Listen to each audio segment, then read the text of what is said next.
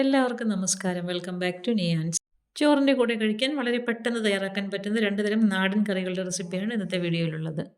ആദ്യം പരിപ്പും ഉള്ളിയും കൂടെ ചേർത്തിട്ടുള്ളൊരു തോരനാണ്. ഇതെങ്ങനെയാണ് തയ്യാറാക്കുന്നത് നോക്കാം.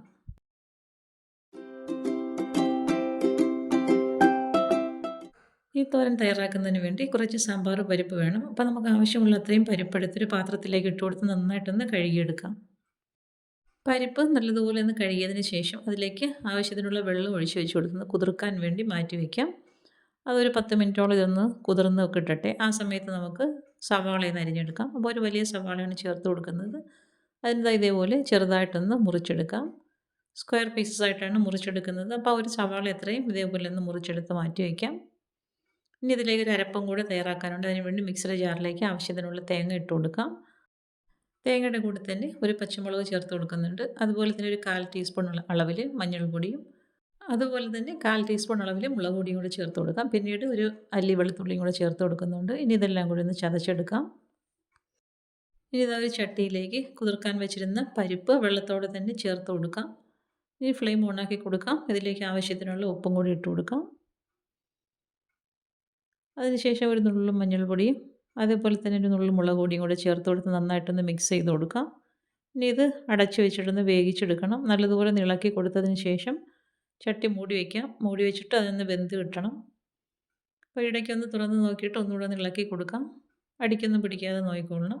അത് ഇതേപോലെ ഒന്നുകൂടി ഇളക്കിയതിന് ശേഷം വീണ്ടും മൂടി വെച്ച് കൊടുത്ത് വെള്ളം വറ്റിച്ചെടുക്കാം. ഇപ്പോൾ എന്താ വെള്ളമൊക്കെ വറ്റി പരിപ്പ് നന്നായിട്ട് വെന്ത് വന്നിട്ടുണ്ട്. ഈ ഒരു സമയമാകുമ്പോഴേക്കും അരിഞ്ഞു വെച്ചിരിക്കുന്ന സവാള ഇതിലേക്ക് ചേർത്ത് കൊടുക്കാം. അതിൻ്റെ കൂടെ തന്നെ തയ്യാറാക്കി വെച്ചിരിക്കുന്ന അരപ്പും കൂടി ചേർത്ത് കൊടുക്കാം. അരപ്പ് ഇട്ട് കൊടുത്തതിന് ശേഷം ഫ്ലെയിം നല്ലതുപോലെ സിമ്മിലാക്കിയിട്ട് ഇതൊന്ന് മൂടി വെച്ച് കൊടുക്കാം. അപ്പോൾ സവാള ഒരുപാടങ്ങ് വെന്ത് പോകണ്ട. ഇതേപോലെ ഒന്ന് ആവി കയറ്റിയെടുത്താൽ മതിയാകും. ഇനി ഇതിനെ നന്നായിട്ടൊന്ന് ഇളക്കി കൊടുക്കാം. ഇതേപോലെ നല്ലതുപോലെ ഒന്ന് ഇളക്കി കൊടുത്തതിന് ശേഷം അടുപ്പിൽ നിന്ന് മാറ്റാം. ഇനി ഇതിലേക്കൊന്ന് താളിച്ചൊഴിക്കാനുണ്ട്. അതിനുവേണ്ടി പാൻ അടുപ്പിൽ വെച്ച് വെളിച്ചെണ്ണ ഒഴിച്ച് കൊടുക്കാം. ചൂടായി വരുന്ന സമയത്ത് അതിലേക്ക് ചുവന്നുള്ളി ഇട്ട് കൊടുക്കുന്നുണ്ട്. അതിൻ്റെ കൂടെ തന്നെ കടുകും വറ്റൽമുളകും കറിവേപ്പിലയും കൂടി ഇട്ട് കൊടുത്ത് നന്നായിട്ടൊന്ന് മൂപ്പിച്ചിട്ട് ഇതിലേക്ക് ഒഴിച്ച് കൊടുക്കണം. അപ്പോൾ താളിച്ചതും കൂടി ചേർത്തിട്ട് ഈ തോരനിലേക്ക് ചേർത്ത് കൊടുക്കുമ്പോൾ നല്ലൊരു മണമാണ്. താളിച്ചത് ഒഴിച്ച് കൊടുത്തതിന് ശേഷം എല്ലാം കൂടി നല്ലതുപോലെ ഒന്ന് ഇളക്കി കൊടുക്കാം. നല്ല അടിപൊളി ടേസ്റ്റാണ്. ഈ പരിപ്പും സവാളയും കൊണ്ട് തോരൻ ഇങ്ങനെ തയ്യാറാക്കി നോക്കും. കഞ്ഞിയുടെ കൂടെയും ചോറിൻ്റെ കൂടെയൊക്കെ കഴിക്കാൻ പറ്റിയ ഒരു ഐറ്റമാണ്. അപ്പോൾ ഈ ഒരു രീതിയിൽ പരിപ്പ് തോരൻ ഇങ്ങനെയൊന്ന് തയ്യാറാക്കി നോക്കും.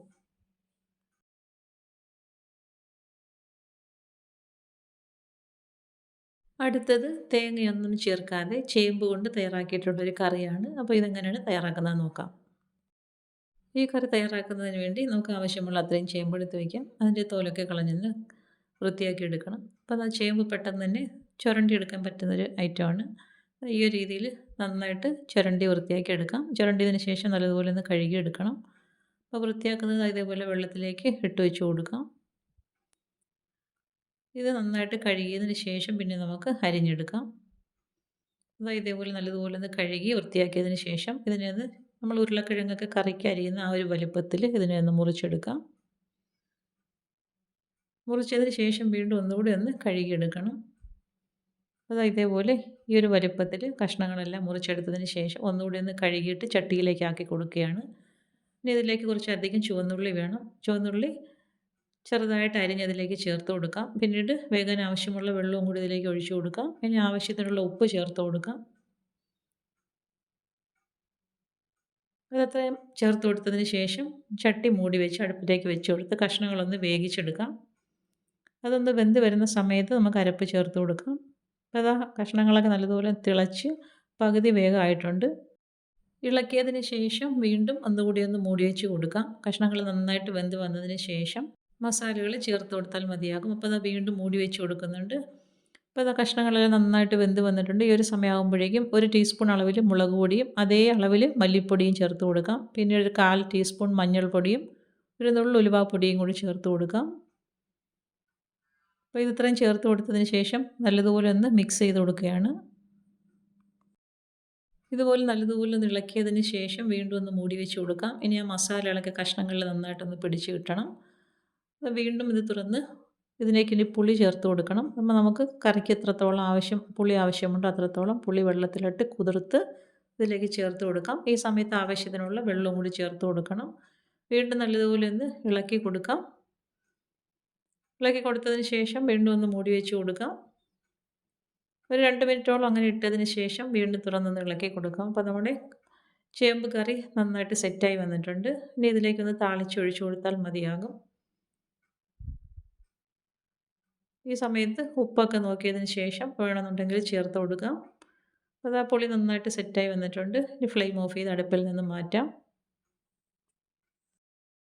ഇതാ കണ്ടില്ലേ, കഷ്ണം നന്നായിട്ട് വെന്ത് വന്നിട്ടുണ്ട്. ഇനി നമുക്ക് കറിക്ക് ചെറിയൊരു കൊഴുപ്പൊക്കെ വേണമെന്നുണ്ടെങ്കിൽ 2, 3 കഷ്ണം ഇതേപോലെ ഒന്ന് ഉടച്ച് അതിലേക്ക് ചേർത്ത് കൊടുക്കാം. ഇല്ല എന്നുണ്ടെങ്കിൽ തന്നെയും ചേമ്പ് പുളി കുറച്ച് കഴിയുമ്പോൾ നന്നായിട്ടൊന്ന് തിക്കായി വരും. ഉടച്ച് ചേർത്തില്ലെങ്കിലും കുഴപ്പമില്ല.